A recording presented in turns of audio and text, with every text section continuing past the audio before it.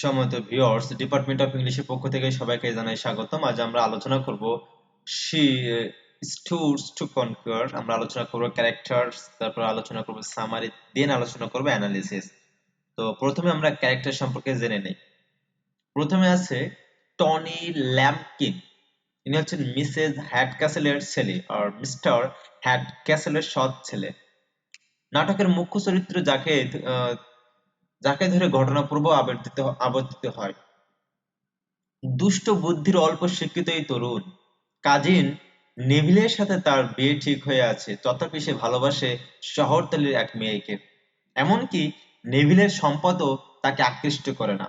ঘোড়া, ভালোবাসার মেয়ে, বেট বাউন্সার, পানশালা এবং সর্বোপরি স্বাধীন জীবন সে সবচেয়ে ভালোবাসে। সমাজের শ্রেণী বৈষম্য তার কাছে গুরুত্বপূর্ণ নয়, তাই পানশালায় নিচু শ্রেণী মানুষদের সঙ্গে তাকে আনন্দ দেয়। মাল্লোর সাথে সে যে চালাকি করে তাই পুরো নাটকের ভিত্তিভূমি তৈরি করে দেয়।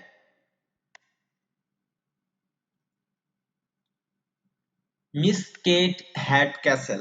মিস কেট হ্যাডক্যাসল নাটকের শুরু থেকেই তার সংযম ও বুদ্ধির প্রকাশ পায়। চার্লস মার্লো তারই প্রণয় প্রার্থী, যাকে পাওয়ার জন্য সে নিজের অবস্থান থেকে নিচে নামে। নিজেকে একজন নিচু শ্রেণীর বারমেইড হিসেবে প্রকাশ করে। এর মাধ্যমে সে মাল্লোর সত্যিকার অন্তর্গত সত্তাকে আবিষ্কার করতে চায়। নারীদের সাথে চার্লস মার্লোর অসামঞ্জস্যপূর্ণ আচরণ সত্ত্বেও শুধুমাত্র তার ভালো গুণগুলো দেখে তার প্রতি আকৃষ্ট হয়। সে একজন সুন্দরী, শিক্ষিতা ও ফ্যাশন সচেতন মেয়ে। কেট বাবার সাথে তার সম্পর্ক খানিকটা আনুষ্ঠানিক। সে বাবার প্রতি শ্রদ্ধাশীল, বাস্তববাদী ও বুদ্ধিমান কেট অবশেষে মাল্লোকে তার প্রেমে পড়তে বাধ্য করে। Mister heart castle. মিসেস হার্টক্যাসেলের স্বামী, কেট এর পিতা এবং টনি ল্যাম্পকিনের সৎ বাবা। সৎ বাবা হিসেবে মাঝে মাঝেই তার সাথে রূঢ় আচরণ করতেন, তবে তার নিজের কন্যা জকেট এর সাথে ছিলেন স্নেহ আন্তরিক। মিস্টার হ্যাডক্যাসেল লন্ডন থেকে ৬০ মাইল দূরে শহরতলিতে এক পুরানো ভবনে বসবাস করেন। তিনি সহজ সাধারণ গ্রামীণ জীবন পছন্দ করেন এবং একই সাথে পুরনো দিনের রীতিনীতি, পোশাক পরিচ্ছদ, যুদ্ধের গল্প এসব তার একান্ত প্রিয়। শহরের জীবন আর কৃত্রিমতা তার অপছন্দ। মেয়ে কেটকে তিনি ভালোবাসেন, যদিও তাকে বাহুল্য বর্জিত সাধারণ পোশাক পরিচ্ছদ থাকার পরামর্শ দেন। মার্লো যখন সবাই সরাই মালিক ভেবে তার সাথে খারাপ আচরণ করে, তখন মিসেস হার্টক্যাসল দীর্ঘ সময় তিনি শান্ত থাকেন। তিনি ক্ষমা করার মানসিকতা রাখেন, তাই মার্লোর ভুল বুঝতে পেরে তিনি ক্ষমা করে দেন। মিসেস হ্যাডক্যাসল। মিসেস হ্যাডক্যাসলের ডাক নাম হচ্ছে ডরোথি। মানুষের প্রতি দয়াদ্র হৃদয় হওয়া সত্ত্বেও তার কিছু দোষ ছিল। হ্যাডক্যাসলের স্ত্রী এবং টনি ও কেটের মা বাহ্যিক চাকচিক্য, ফ্যাশন আর শহরে বিলাসবহুল জীবনের প্রতি গভীরভাবে আকৃষ্ট ছিল। চারিত্রিক নেতিবাচক দিক সত্ত্বেও ছেলের টনির প্রতি তার গভীর ভালোবাসা। তিনি স্বার্থপর, কুচুকুরি এবং সম্পদলোভী বটে। টনিকে ভালোবাসলেও তার ইচ্ছা ও অনিচ্ছা না দেখে শুধু সম্পদ প্রাপ্তির লোভে ভাগ্নি মিস নেভিলের সাথে ছেলের বিয়ে দিতে চান। নাটকের শেষে সবাই যার যার প্রাপ্তি নিয়ে খুশি হলো, তার ইচ্ছা পূর্ণ হওয়া অতৃপ্তি থেকেই যায়। চার্লস মার্লো একজন কৌতূহলোদ্যোগ ব্যক্তিত্ব, খুবই কৌতূহলক, কথাবার্তার ক্ষেত্রে অত্যন্ত স্বল্পভাষী। বিত্তমান পরিবার থেকে আসা শিক্ষিত তরুণ, হ্যাডক্যাসলের মেয়ে কেটকে নিজের পাত্রী হিসেবে দেখতে আসে। সমাজের অভিজাত নারীদের সাথে সহজভাবে মিশতে বা কথা বলতে পারে না, যদিও বারমেইড বা নিচু শ্রেণীর মেয়েদের সাথে সে সহজ স্বাভাবিক।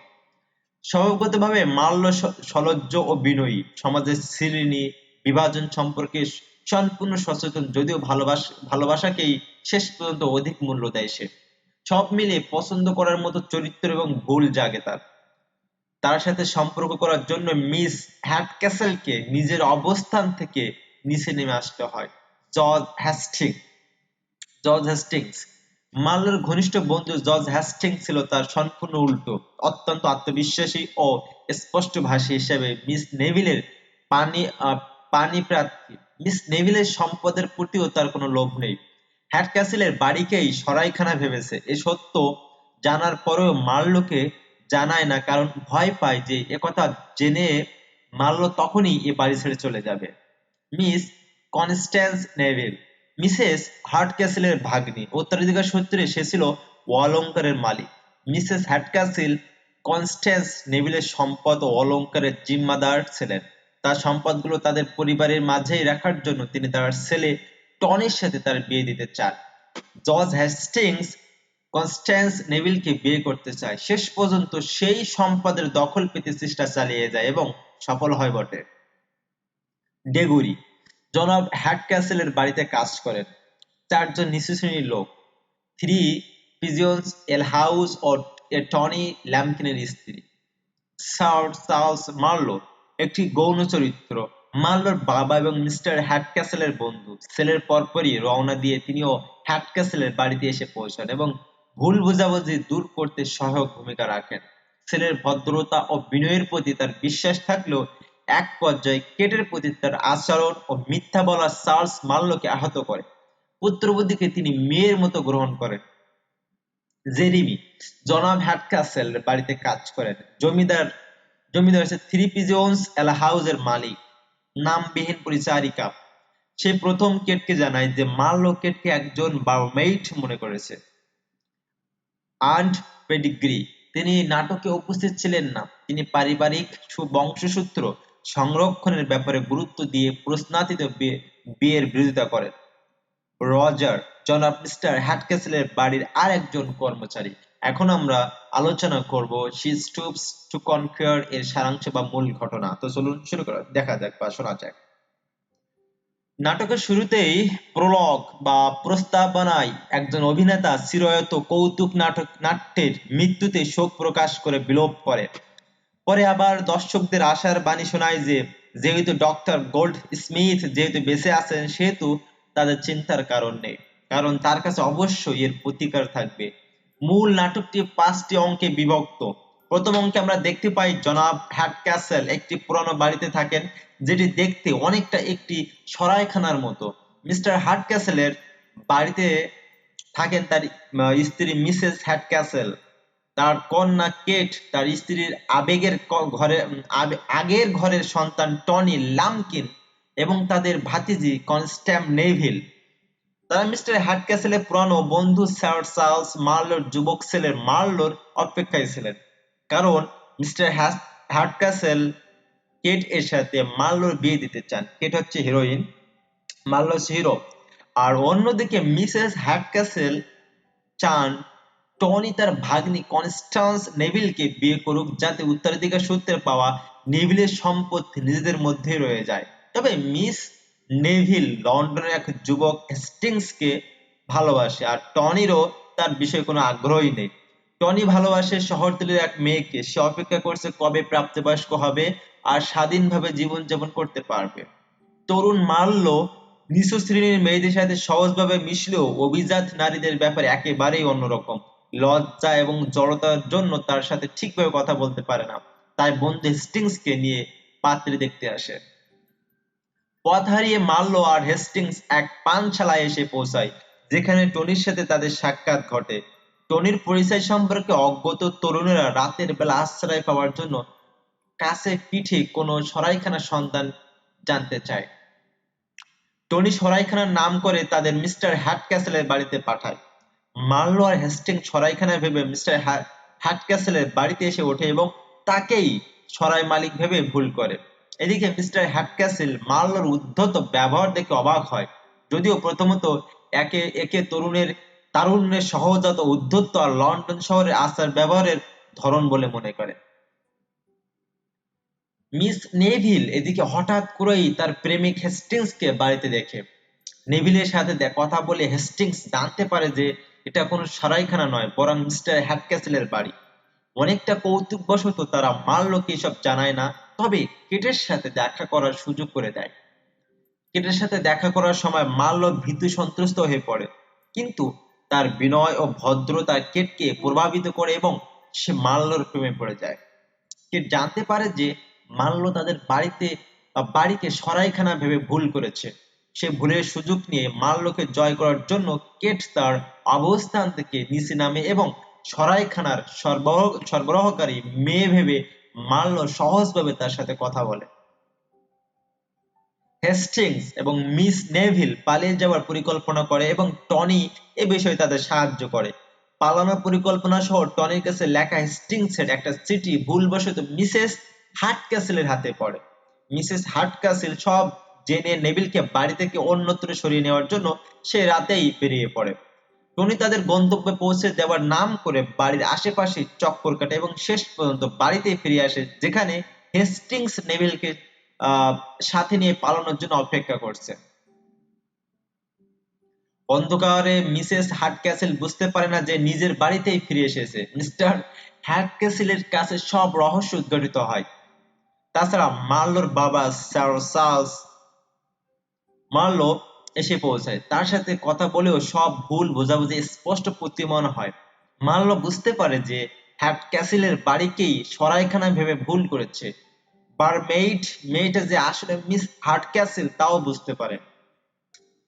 শেষ পর্যন্ত টনিও জানতে পারে যে সে অনেক আগেই প্রাপ্তবয়স্ক হয়েছে, কিন্তু এ সত্য তার কাছ থেকে গোপন করা হয়েছিল। টনি মিস নেভিলকে মুক্ত করে দেয় যাতে সে হেস্টিংসকে বিয়ে করতে পারে, কারণ এর ফলে সে নিজেও তার পছন্দের মেয়ের কাছে যেতে পারবে। এভাবে শেষ হয় এক রাতের ভুল বোঝাবুঝি আর ঘটতে থাকা মজাদার সব ঘটনা। গোল্ডস্মিথের রচনাশৈলী বুদ্ধিদীপ্ত, ইঙ্গিতবহ ও সহজ মাধুর্যে সাবলীল। শি স্টুপস টু কঙ্কার নাটকটি অত্যন্ত উপভোগ্য, সহজবোধ্য ও বাহুল্যবর্জিত। নাটকটি শুরুতেই পরবর্তীতে কি ঘটে যাচ্ছে তার ইঙ্গিত পাওয়া যায়। যেমন শুরুতে মিসেস হ্যাটক্যাসল বলে যে তাদের বাড়িটাকে দেখে সরাইখানা বলে মনে হয়। পরবর্তীতে সরাইখানা ভাবার কারণেই ওই বাড়িতে এত সব কাণ্ড ঘটে। অপর একটি জায়গায় মিস হ্যাটক্যাসল বলে যে মার্লোর সাথে প্রথম পরিচয়ের সময় সে তার মুখের দিকে ভালো করে তাকায়নি, আর এর ফলেই পরবর্তীতে মার্লো কেটকে বারমেইড ভেবে ভুল করে। এছাড়া প্রথম দৃশ্যে বোঝা যায় যে টনি তার মা মিসেস হার্টক্যাসলের কারণেই বখাটে হয়ে গেছে। প্রথমেই মিসেস হার্টক্যাসলের মুখরা ও কুচুকুরি রূপের সাথে পরিচয় ঘটে যায়। জানা যায় যে মিস নেভিল এনগেজড হয়ে গেছে। টনির পানচালায় যাওয়া লন্ডন থেকে মার্লো আর হেস্টিংস এর আশাও নিতান্ত স্বাভাবিকভাবেই ঘটে, যার সম্পর্কে পূর্ব ধারণার সুযোগ থাকে। দ্বিতীয় দৃশ্যে টনি স্বাধীন জীবন আর বেট বাউন্সার নামে শহরতলির একটি মেয়ের প্রতি তার ভালোবাসার কথা প্রকাশ করে। তারপর তরুণ দুজন পানশালায় আসে এবং টনির দ্বারা বিপথগামী হয়। এভাবেই প্রথম অঙ্ক শেষ হয়, যা পরবর্তীতে কি হতে যাচ্ছে তার অল্প ধারণা রেখে যায়। দ্বিতীয় অঙ্কে মার্লো ও হেস্টিংস হ্যাটক্যাসলের বাসাকেই সরাইখানায় ভেবে সেখানে উপস্থিত হয়। কেট প্রথম পরিচয়ে মার্লোর উপর খানিকটা হতাশ হয়ে পড়ে।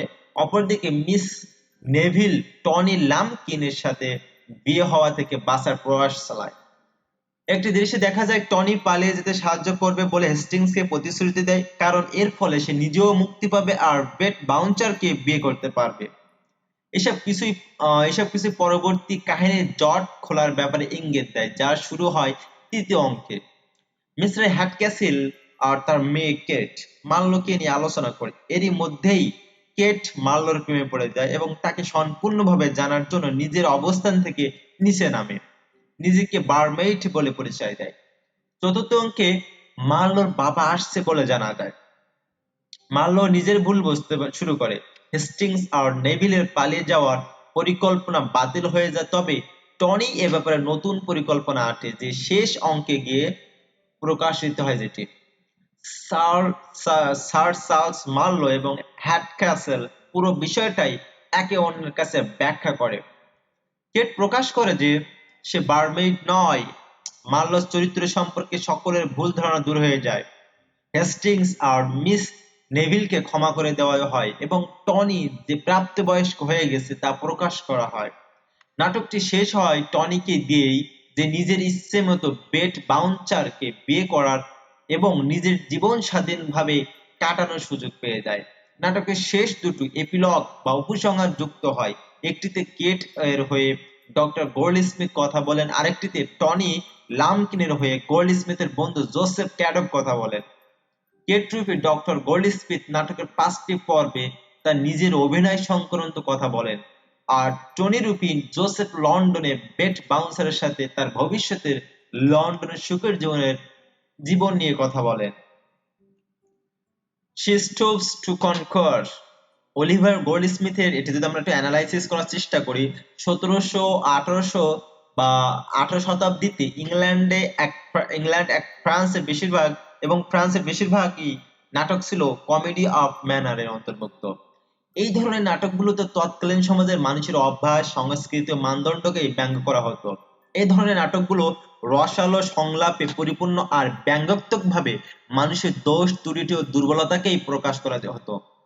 রোমান্টিক যুগের কমেডির সাথে এদের পার্থক্য হলো রোমান্টিক কমেডিগুলো অনেক বেশি করুণ রসের সঞ্চার করে আর আমাদের কাছে থেকে সহানুভূতি আদায় করত। She stoops to conquer নামটি দিয়ে নাটকের নায়িকা কেট হার্টক্যাসলের একটি কৌশল বোঝানো হয়েছে। একজন সম্মানিত বংশের মেয়ে হওয়া সত্ত্বেও চার্লস মার্লোর মন জয় করার জন্য সে নিজেকে একজন নিচু শ্রেণীর বারমেইড হিসেবে প্রকাশ করে। প্রথমত নাটকটির নাম ছিল মিস্টেকস অফ আ নাইট বা এক রাতের ভুল, যা মূলত এক রাতের ভুল বোঝাবুঝিকে কেন্দ্র করে আবর্তিত হয়। She Stoops to Conquer 1773 সালে প্রথম লন্ডনে মঞ্চায়িত হয়। নাটকটির আবেদন চিরকালীন, এটি 18 শতাব্দীর গুটিকয় নাটকের মধ্যে একটি যা আজও অবধি নিয়মিত মঞ্চস্থ হচ্ছে। বহুবার এর চলচ্চিত্রায়ন হয়েছে। প্রহসনমূলক, কৌতুক, ক্রীড়া ও চরিত্রায়ন এর মূল বৈশিষ্ট্য। পুরো নাটকে জুড়েই বৌদ্ধ প্রজ্ঞার প্রকাশ লক্ষ্য করা যায়। শহরে, শহরতলিতে, ইউরোপের পথে, আয়ারল্যান্ডের বিভিন্ন রাস্তায়, এক সরাইখানা থেকে অন্যটায় অবিরাম ছুটে বেড়ানোর জীবনের অধ্যায়টি গোল্ডস্মিথের লেখাকে প্রভাবিত করেছে। গোল্ডস্মিথ তার জীবনের ওই বছরগুলো কতটা উপভোগ করেছেন তা তার লেখা থেকেই অনুভব করা যায়। এরই প্রতিরূপ ফুটে উঠেছে এই নাটকটিতে। শহরের দিনগুলো তার ক্ষুধার্ত, দারিদ্র্যপীড়িত জীবন থেকে ছিল ভিন্নতর। হয়তো সেই ছায়া থেকেই তিনি হেস্টিংস এবং মার্লো নাটকের উল্লেখযোগ্য চরিত্র দুটোকে ধনাঢ্য তরুণ রূপে রূপায়িত করেছেন। আনন্দের রঙে রঙিন ক্যানভাসে ভুলগুলোকে আনন্দময় মুহূর্তের স্মৃতিচারণে আলোকিত করেছেন। সব মিলে শি স্টুপস টু কনকার তারুণ্যের কমেডি যা আজও সকলের মন ছুঁয়ে যায়, নির্মল আনন্দের উদ্বেলিত করে। নাটকটির শিরোনাম অবশ্য খানিকটা বিভ্রান্তিকর, কারণ এই নাটকের মূল চরিত্র মিস হার্টক্যাসল নয়, বরং টনি ল্যাম্পকিন। অবশ্য নাটকের মূল ঘটনা মিসেস কেট হার্টক্যাসলের নিজেকে বারমেইদের স্তরে নামিয়ে আনা। তবে এই ঘটনা ঘটতো না যদি না টনি লন্ডন থেকে আসা তরুণদের বিভ্রান্তি করত। এমনকি মিসেস হার্টক্যাসল যা কিছু করেছে সবই তার ছেলে টনির জন্য করেছে। টনি তাই শুধু মুখ্য চরিত্র নয়, পুরো নাটকটির এমন এক আকর্ষণ যাকে কেন্দ্র করে অন্য চরিত্রগুলো আবর্তিত হয়েছে। টনি যা করতে চেয়েছে করেছে, এমনকি শেষ পর্যন্ত তার কাঙ্ক্ষিত স্বাধীনতাও লাভ করেছে। নাটকের শুরুতে টনি তার জীবন যেভাবে কাটানোর ইচ্ছা প্রকাশ করেছে শেষ পর্যন্ত সেভাবেই কাটিয়েছে। দৃশ্যত নাটকটির ঘটনা প্রবাহ সরল ও স্বাভাবিক। মিস্টার হার্টক্যাসল তার মেয়ের বিয়ের পরিকল্পনা করেছে যেমন তার স্ত্রী নিজের ছেলের জন্য করেছে। নাটকটিতে সামাজিক বৈষম্য বা শ্রেণী বিভাগের চিত্র ফুটে উঠেছে, যেমন মাল্য বা তার মতো উচ্চ শ্রেণীর সম্পদশালী তরুণেরা বিয়ের সময় তারই সমপর্যায়ের কাউকে খোঁজে। সমাজের উঁচু শ্রেণী অভিজাত নারীদের সম্মান করে তাদের সাথে কথা বলার সময় সম্ভ্রান্ত হয়, অথচ নিচু শ্রেণীর মেয়েদের নিজের সম্পত্তি ভাবতে দ্বিধা করে না। অবশ্য নাটকে ভালোবাসা শেষ পর্যন্ত সামাজিক বৈষম্যের বাধাকে দূর করে দেয়, তাই কেটকে দরিদ্র রূপে গ্রহণ করতেও মাল্য দ্বিধা হয় না।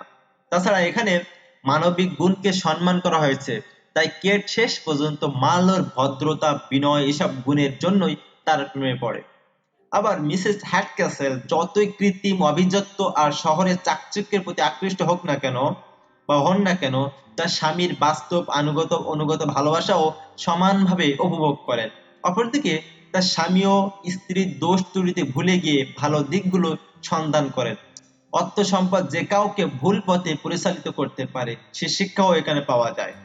টনি জানে যে প্রাপ্তবয়স্ক হলে সে বছরে 1500 পাউন্ড করে পাবে, তাই অর্থনৈতিক দুশ্চিন্তা থেকে মুক্ত হয়ে সে পানশালায় সময় নষ্ট করে এবং কিছু না করে অলস বেহিসাবি জীবনের দিকে ঝুঁকে পড়ে। চরিত্রায়ন নাটকটির সবচেয়ে উল্লেখযোগ্য দিক যা একে 18 শতকের অন্যতম পরিশুদ্ধ নাটকে পরিণত করেছে।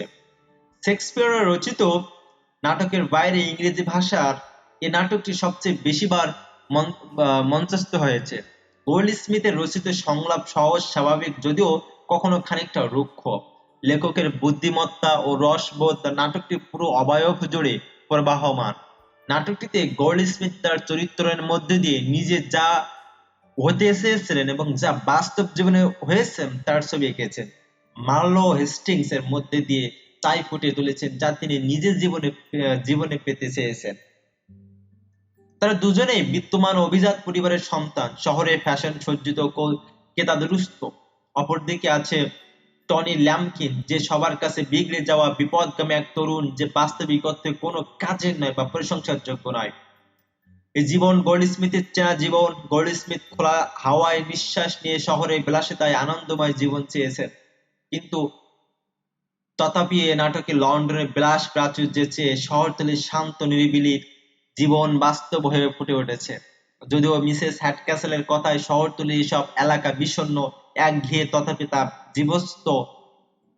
জীবন্ত হয়ে ফুটে উঠেছে। এর কারণ এই জীবন গোল্ডস্মিথের আপন, সরাইখানার সাধারণ ঘরবাড়ি ও অনড়ম্বর জীবনযাত্রা তার একান্তভাবেই চেনা। গোল্ডস্মিথের কলম বহমান স্রোতধারার মতো সৃষ্ট চরিত্রের প্রস্ফুটনের ক্ষেত্রে তৈরি করেছে। প্রতিটি চরিত্র যেন চোখের সামনে জীবন্ত হয়ে ওঠে। গভীরে প্রবেশ করে তাদের অনুভব করা যায়। বাক্যের গতিশীলতা এই চরিত্রগুলোকে কাছে করে দেয়। চরিত্রগুলো দোষে গুণে সম্পূর্ণ হয়ে উঠেছে, যেমন মিসেস হ্যাটক্যাসল মুখরা, কৃপণ ও লোভী হলেও পাশাপাশি ছেলের প্রতি মা হিসেবে তার ভালোবাসা অকৃত্রিম। তার সব ষড়যন্ত্রের পিছনে রয়েছে ছেলের উজ্জ্বল ভবিষ্যৎ নিশ্চিত করার স্বপ্ন। চরিত্রগুলো যেন নাটকের চরিত্র নয়, বরং জীবন থেকে উঠে আসা রক্ত মাংসের মানব অস্তিত্ব। এটা স্বাভাবিক যে টনি তার উপর মায়ের অত্যাধিক শাসন আর বিধিনিষেধের প্রতিবাদ করেছে, তবে মার মতোই তারও অর্থের মোহ আছে। এমনকি মিসেস হার্টক্যাসলের ভাগ্নি মিস নেভিলও শেষ মুহূর্ত পর্যন্ত তার সম্পদ অধিকারের চেষ্টা করেছে। টনি মার্নো ও হ্যাস্টিংসকে প্রথমেই বিভ্রান্ত করে, কারণ ওরা তার আত্মসম্মানকে আঘাত করেছে। তাকে মার আদরের বকে যাওয়া বেয়াড়া ছেলে বলে মূল্যায়ন করেছে। এর ফলশ্রুতিতে টনি সিদ্ধান্ত নেয় যে তাদের সরাইখানার কথা বলে নিজের বাড়িতেই পাঠাবে। পুরো নাটকটি টনি নিজেকে বুদ্ধিমান হিসেবে প্রমাণ করতে চেয়েছে, দেখাতে চেয়েছে শহরের তরুণদের চেয়ে তার পোশাক পরিচ্ছদ আলাদা হতে পারে, কিন্তু সে তাদের চেয়ে কোনোভাবেই ছোট নয় এবং সকলেই অভিভাবকদের ইচ্ছার দ্বারা পরিচালিত। শেষ পর্যন্ত টনি তরুণদের সাহায্য করে, এমনকি মায়ের আলমারি থেকে চুরি করতেও বাধে না। অবশ্যই সে সম্পদ তার মায়েরও ছিল না। নাটকের মেয়ে চরিত্রগুলো সম্পদশালী, আন্তরিক, আবেগপ্রবণ, আবার একই সাথে কখনো কখনো ব্যক্তিকেন্দ্রিক, স্বার্থপর, অহংকারী হয়ে থাকে। মিস্টার হ্যাটক্যাসল পরিবার কেন্দ্রিক মানুষ। স্ত্রীর সব আচরণ গ্রহণযোগ্য না হলেও স্ত্রীর প্রতি তার আনুগত্য বজায় থাকে। অবশ্যই টনি যখন তার মাকে উত্ত্যক্ত করে, তখন এর পিছনে তার প্রচ্ছন্ন সমর্থন থাকে। তো এই ছিল হি স্টপস টু কনফিয়ার এর সামারি, অ্যানালিসিস এবং ক্যারেক্টার্স। তো আজ এই পর্যন্ত। অন্য একদিন অন্য কোনো বিষয় নিয়ে আপনাদের সামনে আবারও হাজির হবো। ততদিন সুস্থ থাকুন, ভালো থাকুন, বাই বাই।